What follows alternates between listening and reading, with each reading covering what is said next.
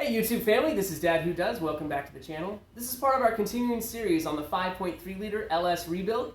This rebuild came about due to a bad lifter in the number 8 cylinder. This number 8 cylinder is not an AFM or active fuel management cylinder, also called DOD, displacement on demand. So what gives? Why did this lifter give out? Well, I think what happened is I used a 15,000 mile oil filter on this car and I trusted that that would last the 15,000 miles. I didn't even think about it. But this engine probably burns a little bit of oil. So the oil got low, the oil light never came on, and I developed a ticking noise. This small ticking noise actually grew into a loud ticking noise, and I had the smell of exhaust in the cab. And the engine started running very rough, and something was wrong. So at this point, I took it to a professional mechanic who diagnosed it as an inter-engine problem. Check out the picture of this bad lifter. It's totally demolished from the scratching and scoring on the roller. Now I have to take the entire engine apart to replace this one bad lifter.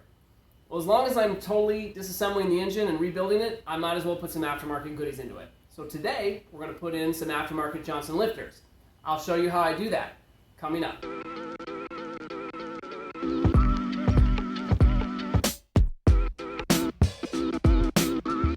Okay, the time has come to put in the lifters. I've got a jug here full of lifters that have been soaking in oil for a couple days, actually. You can't tell me that's bad for them. So my understanding is that we want the two holes to face each other. We can put them in this way. We can put them in this way. But,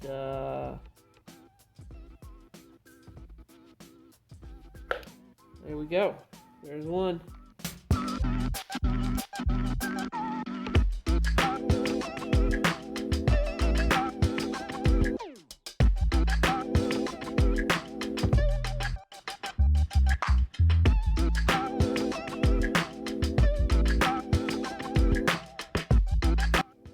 There we go. Okay, now we're going to do the other side. Oh man, these lifters are way down in there.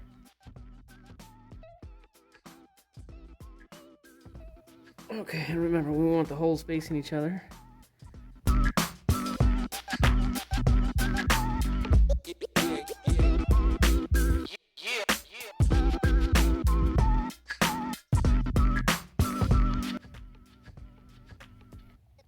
Maybe someone could tell me in the comments, what is the purpose of soaking them?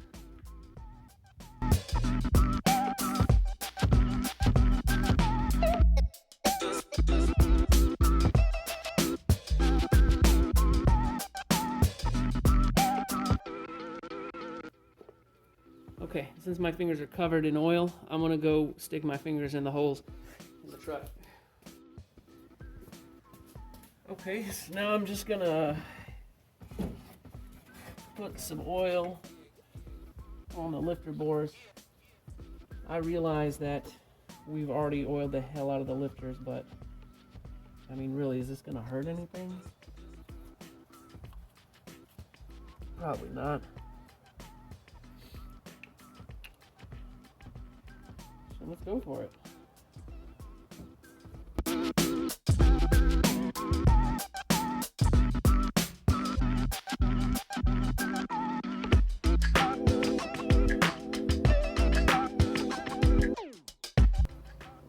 All right, cool.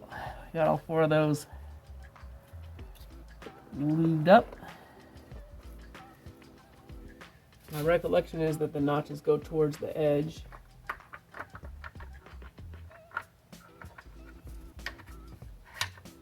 Whoop.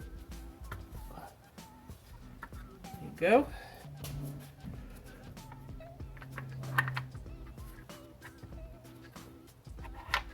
There's two. Go ahead and put the screws in.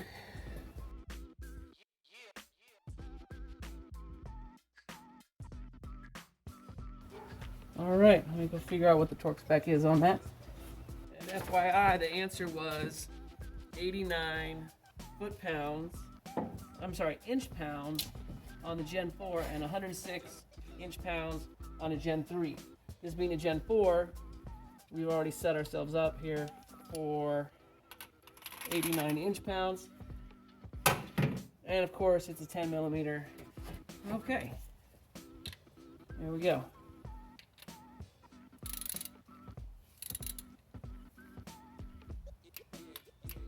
There it is. Okay. And I realize y'all can't see this one, but trust me, it's the same procedure. Okay, we're gonna drop those lifters in again. Whew. Here we go. Yeah, like that. Yeah, that's how they go.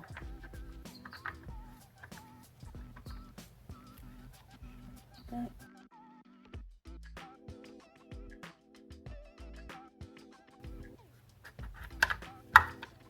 There we go. Great. One more.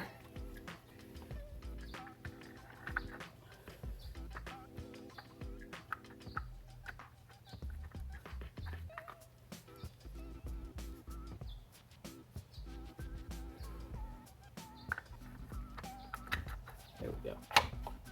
Woo! All right. Go put the screws in.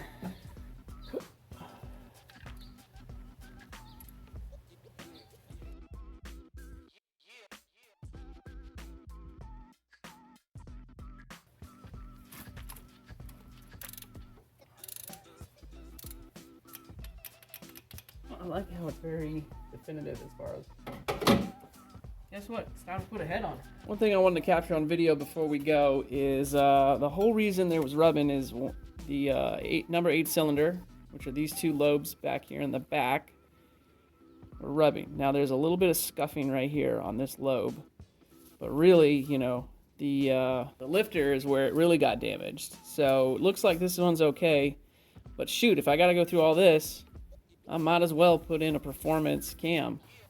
Well, we're going to stop there for today, folks. If you'd love to see me install that performance cam that I was just talking about, click here to take you to that video now. We hope you got something out of this, and if so, please click that like button, hit that subscribe button. That's how we make more videos. Until next time, this is Dad Who Does.